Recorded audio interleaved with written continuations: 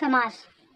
समास का अर्थ संक्षिप्त होता है। कम से कम शब्दों में अधिक से अधिक अर्थ प्रकट करना समास का लक्ष्य होता है। वस्तुतः दो या दो से अधिक शब्दों का परस्पर संबंध बताने वाले शब्दों अथवा प्रत्यय का लोप होने पर जो नया शब्द बनता है उसे सामासिक शब्द अथवा सामासिक पद कहते हैं। दो या अधिक शब्द अथवा पदों के संयोग को समास कहा जाता है। सामासिक शब्द अथवा पद को अर्थ के अनुकूल विभाजित करना विग्रह कहलाता है। सामान्यतः समास चार प्रकार के हैं। समास का अर्थ होता है कि कम से कम शब्दों में हम किसी चीज का अर्थ प्रकट कर सकें। और समास को ना दो या दो से अधिक शब्दों को मिलाकर बनाया जाता है, उस शब्द को समास कहते हैं। समास यहाँ पे चार प्रकार के बताए गए हैं। अविभाव समास, तत्पुरुष समास, बहुव्रीहि समास, द्वंद्व समास। और यहाँ पर 6 प्रकार के होते हैं। दो और समास हैं, कर्मधारय समास और द्विगु समास।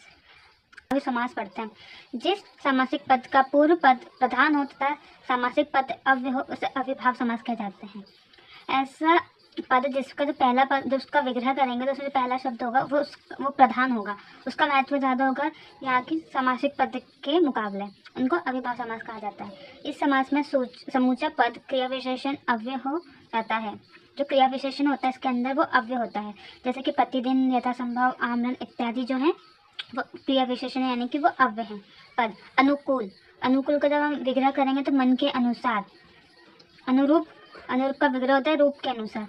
आजन्म, आजन्म का विग्रह होता है जन्म से लेकर। भरपेट, भरपेट का अर्थ होता है पेट भर। इसी प्रकार तत्पुरुष समास, तत्पुरुष समास का अंतिम पद प्रधान होता है। ऐसे समास में प्राय प्रथम पद विशेषण तो द्वितीय पद विशेष्य होता है। तत्पुरुष समास में जो अंतिम पद होता है वो उसका महत्व ज़्यादा होता है और इसके अंदर जो विशेषण होता है वो प्रथम पद जो होता है और जो जिसकी विशेषता बताई जाती है उसे विशेष्य कहा जाता है, जो कि दूसरा पद होता है।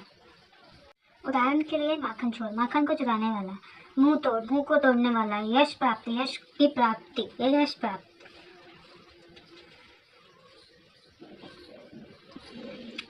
तत्पुरुष समास के 6 भेद बताए। कर्म, कारण, संप्रदान, अपादान, संबंध तथा अधिकरण तत्पुरुष समास के 6 भेद हैं। इसमें अगर जिस वाक्य में कर्म तत्पुरुष होगा, जब यहाँ जिस वाक्य के अंदर को शब्द आएगा वो तत्पुरुष होगा, कर्म तत्पुरुष। जिस वाक्य के अंदर के आएगा वो तत्पुरुष होगा, करण तत्पुरुष। ये कारक जैसे ही होते हैं, जिनमें कारक में जिन शब्दों का हम इस्तेमाल करते हैं कारक पहचानने के लिए, वही शब्द अगर इस वाक्य में आया तो वो तत्पुरुष समास हो जाएगा। करण तत्पुरुष के उदाहरण हैं अकाल पीड़ित, अकाल से पीड़ित। कर्मवीर, कर्म से वीर। वहीं संप्रदान तत्पुरुष के उदाहरण है देशभक्ति, देश के लिए भक्ति। पुस्तकालय, पुस्तक के लिए आलय। अपादान तत्पुरुष के उदाहरण कर्महीन, कर्म से हीन। भयभीत, भय से डरा हुआ। संबंध तत्पुरुष के उदाहरण विद्याभास, विद्या का अभ्यास। छात्रावास, छात्र का अभ्यास। जैसे अधिकरण तत्पुरुष के उदाहरण है गृह प्रवेश, ग्रह में प्रवेश। रणधीर, रण में धीर। जिस तत्पुरुष के समस्त प्रधान से समान, जिस तत्पुरुष समास के समस्त पद समान रूप से प्रधान हो तथा विशेष विशेषण भाव को प्रकट कर होते हैं, उन्हें लिंग वचन भी समान हो वह कर्मधारय समास होता है। लिंग और वचन यानी कि वचन पूरे समान हो, यानी कि एक वचन है तो दूसरे पद बहुवचन है। नीलकमल, नीला कमल। महावीर, महान वीर। दुर्जन, दुष्ट जो है जन। विद्यारत्न, विद्या ही रत्न है। चरण कमल, चरण कमल के समान। द्विगु समास, जिस कर्मधारय समास का पहला पद संख्या बोधक हो वह द्विगु समास कहलाता है। इस बुक के अंदर इसको कर्मधारय समास का कहा गया है, पर द्विगु एक अलग सा समास होता है इसकी पहचान सबसे आसानी से होती है। जहाँ पर संख्या होगी वहीं द्विगु समास होगा। जैसे कि चौराहा, चारों राह का समाहार। त्रिनेत्र, त्रिनेत्रों का समाहार। चतुर्वेद, 4 वेद का समाहार। बहुव्रीहि समास, समास में आए पदों को छोड़कर जब किसी अन्य पदार्थ की प्राधान्यता हो तब उसे बहुव्रीहि समास कहा जाता है।